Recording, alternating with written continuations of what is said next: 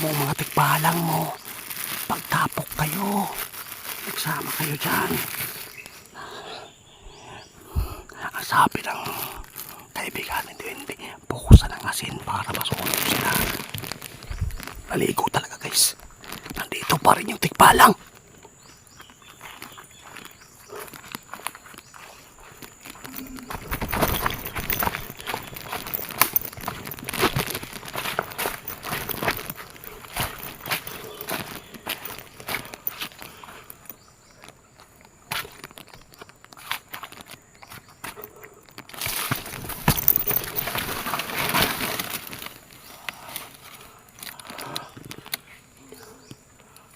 Naligo guys, tanawan ninyo.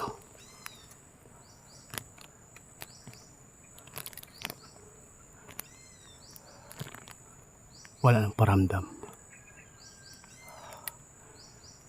May naliligo. Baka babae ito.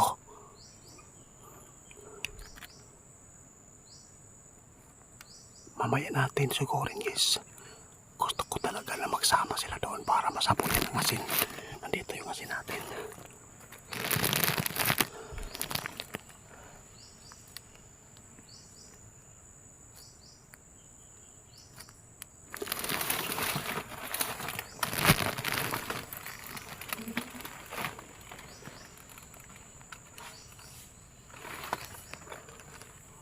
Naligo talaga.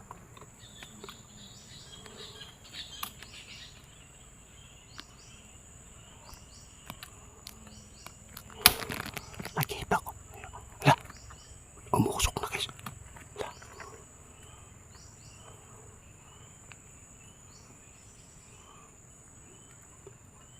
Nandigarilyo pa. Ibig sabihin nito may nakabantay po. May binabantayan sila naliligo dito. Baka prinsesa po nila ito guys. Kasi yun po ang sabi ni kaibigan ninyo, binabantayan po yung prinsesa pag naligo.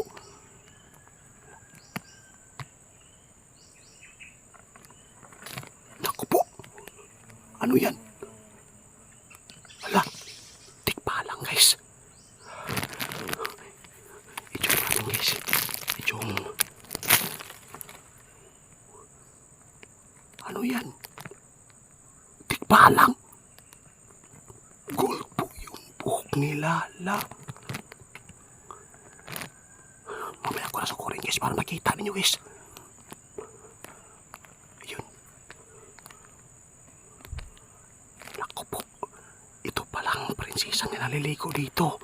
Kaya may nanigarilyo pa. Ito yung nagpapantay sa kanya ngayon. Patay ka ngayon. Patay. Lalapit tayo guys. Konti lang.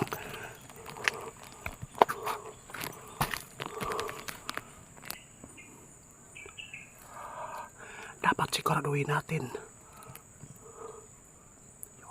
Yun guys. Yun. Tikbalang.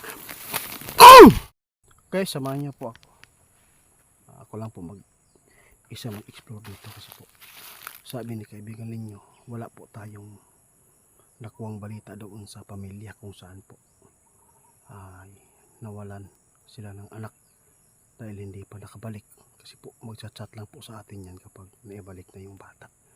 Dito, pagpunta namin dito ni Ramel, may 2 tao na tumakbo at naiwan yung itak at saka yung sako na may kahoy. Baka po sila po yung nakakuha sa bata. Kung sino man nakapanood nito, lang po pakibalita lang po kung nandyan po ba yung bata na kinuha po ng tikbalang. Ngayon meron tayong dalang asin. Subukan ko guys, sugurin po doon sa baba. Baka po nandoon pa nakatira yung mga tikbalang kasi po sabi po ng manggagamot, sunog ng naapakan po niya yung asin na ginawa po natin dito sa pangalan po ng batang kinuha nila si Ramin. Kaya tara na guys para ma-update natin po sa inyo. Yung sako guys hindi po namin ginalaw, nandyan pa. Yun, at least pa meron tayong maipakita sa kung sino man yung magpunta dito. Yung yung dugo guys, wala na. Asin natin nandito pa. Balikan natin yung sako guys ha.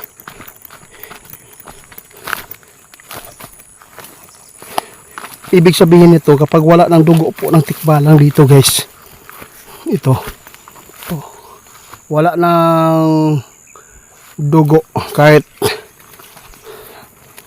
wala nang natira. Sobrang linis na. At saka yung sako, sobrang linis na din. Ibig sabihin nito, naagapan pa rin nila na bakit may nakadrawing dito, bata?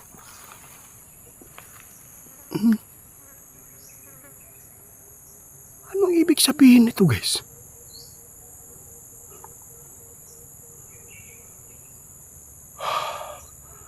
Nilagay po nila yung drawing guys. Hugis tao yung ginawa nila dito. Tao ito yung gumawa nito or tikbalang. Wala na mga dugo dito guys. Nung pumunta tayo dito, napaka-presko po yung dugo. Dugo po ito ng tikbalang. Yun po ang sabi ni kaibigan ninyo. Nang masunog po sa asin. Ngayon, kapag mawala po yung dugo na ganyan, wala na dumikit sa puno ng kahoy at saka dun sa sako. Ibig sabihin nito, naagapan nila na gamutin po yung tikbalang. Ibig sabihin nito, nandito pa rin yung tikbalang. Yung bata, wala pa tayong balita.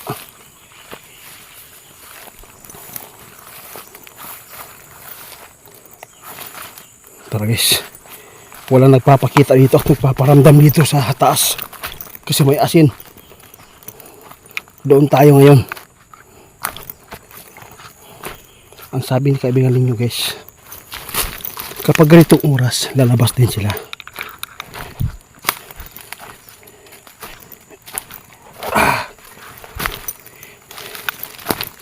Pagmasilang muna tayo guys ha. May asin tayo.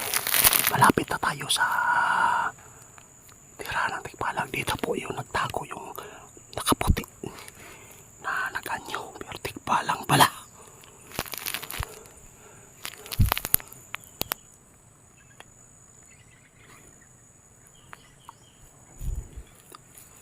Nagmamasid lang muna tayo guys ha. Hindi tayo basta-basta lang lalapit agad.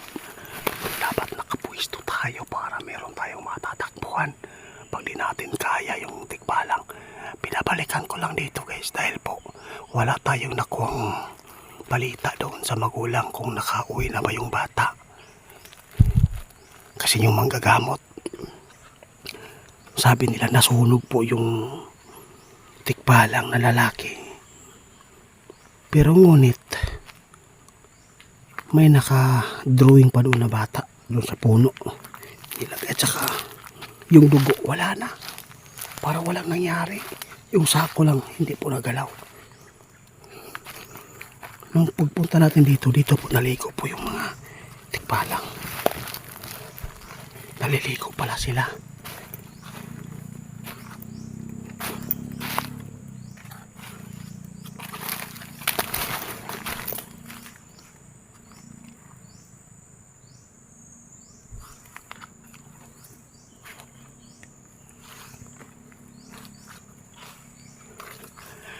Malapit na tayo sa portal ng tikbalang kung saan naliligo sila nung pagpunta natin dito. Para walang tahimik.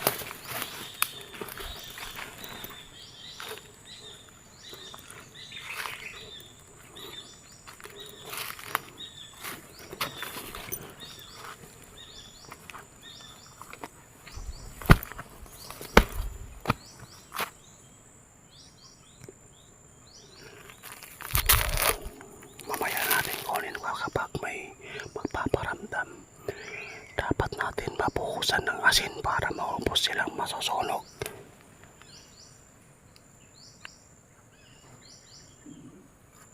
La,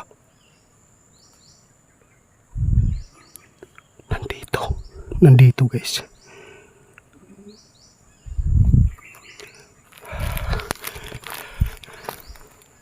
Nandito pa rin guys. Naliligo. Pagmasid lang muna tayo. Dapat natin to. Ihanda natin to guys. Naligo guys.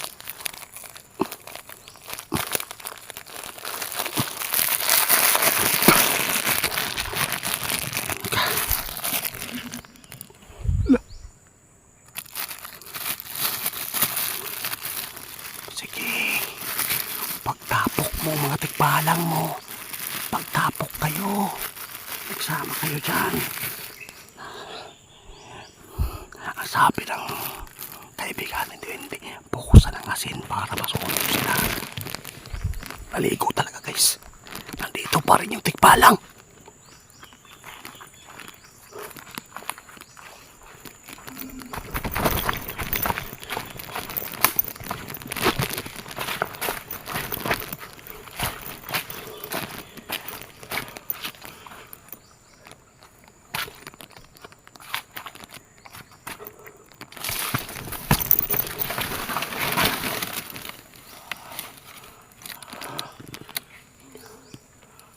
Naligo guys, tanawan ninyo.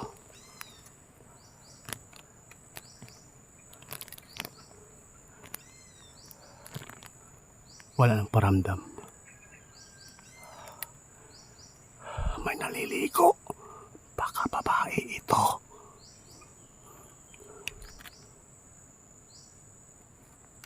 Mamaya natin sigurin guys. Gusto ko talaga na magsama sila doon para masabunin ang asin. Nandito yung asin natin.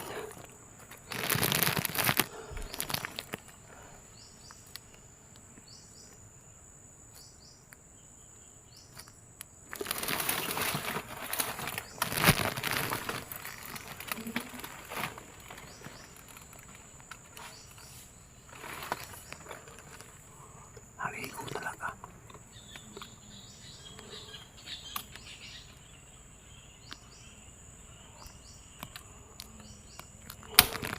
Nakita ko.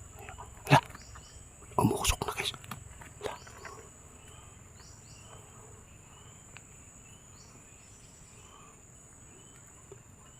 Nandigarilyo pa. Ibig sabihin nito may nakabantay po. May binabantayan sila naliligo dito. Baka prinsesa po nila ito guys. Kasi yun po sabi ni kaibigan ninyo, binabantayan po yung prinsesa pag naligo.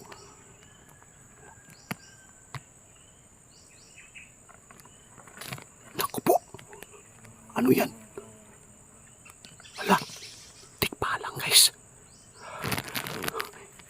I-zoom natin guys. I-zoom.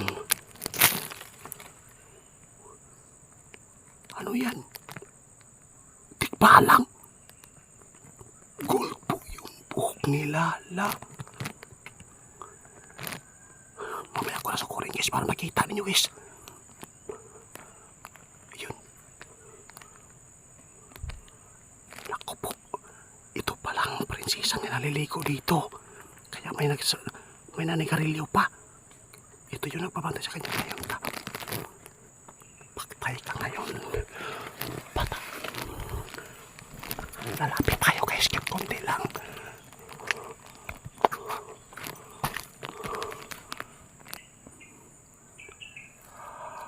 Dapat siguraduhin natin. Yun guys. Yun. Tikpa lang.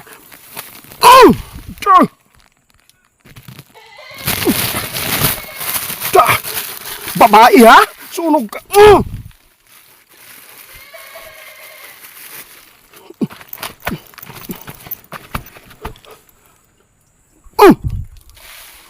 Wala na guys. Wala. Okay ka. Ano? Nasunog ka? Nasunog ka? Grabe. Dito sila naligo guys. Baba ako guys. Okay. Injured ko kasi.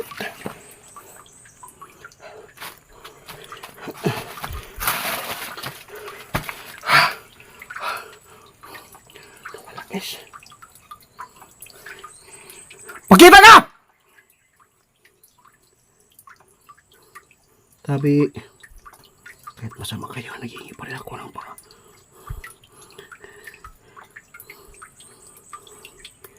Grabe, dito sila na naligo guys. Wala kayong nakikitang mga bakas po nila guys. Nasabuyan po natin ang asin. Grabe yung usok.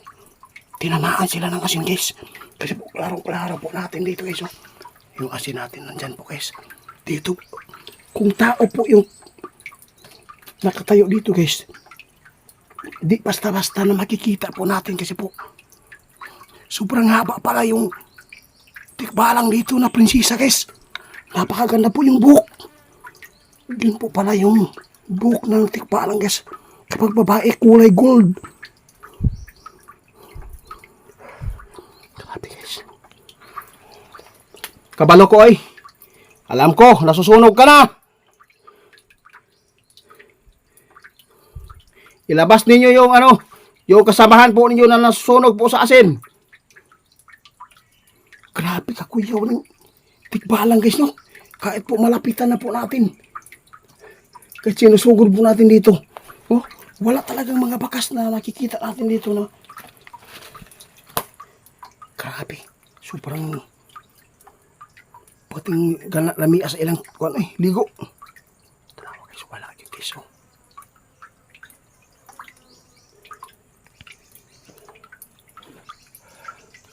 Takot sila sa asin guys, ngunit di natin nakikita po yung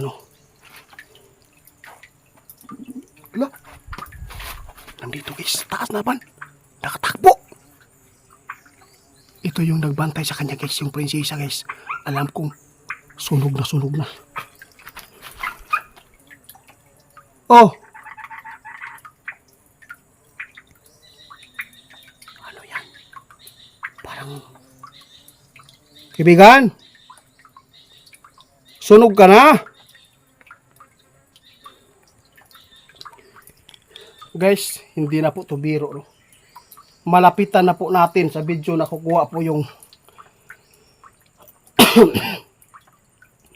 tikbalang, yung niya, yung mukha at saka yung buhok pala ng tikbalang. Ito po yung prinsesa dahil po kulay gold. Kakaiba po yung lalaki, brown lang po yung buhok na nakuha po natin doon sa taas. Ngayon, samahan niyo po ako na hanapin po yung buhok dito na kulay gold. Alam ko may nalalaglag po ito guys dito dahil po tinamaan po sila ng asin. Pero nang sugurin po natin dito, kahit bakas wala tayong nakukuhang wala kita nakuha nga bakas diri, wala tayong nakitaan. Imposible man po nagtago diretso siya diha.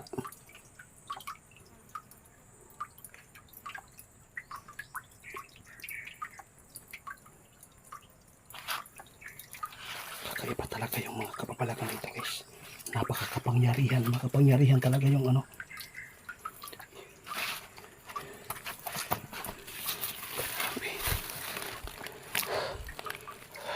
Di ako natatakot sa inyo. Hindi tayo magkakaganito. Kung nirespeto po ninyo yung mga tao na tulad namin. Dapat kayo po ang umiwas kasi hindi ko kayo nakikita eh. Hindi kayo nakikita din ng mga tao. Okay lang kung may third eye. Kung may mga kasalanan lang po yung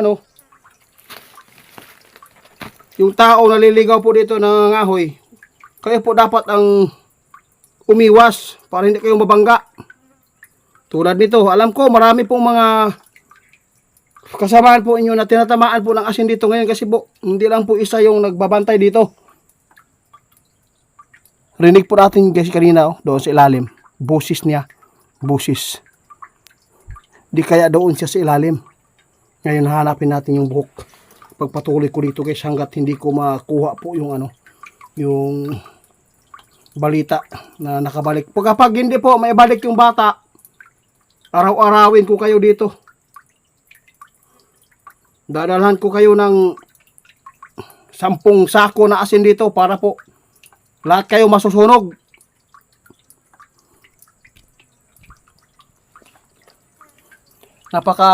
Makapangyarihan din po sila guys. Dahil po, malapit na po tayo, ilang di pa lang, 2. Nang punta natin dito, wala tayo nakikitang bakas na tumakbo man or nagtago. Wala, bigla silang kusang loob din silang nawawala.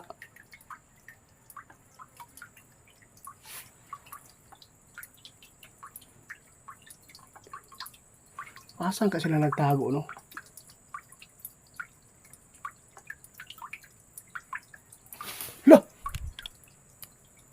Ay, gusto mo ba ng asin ngayon ka?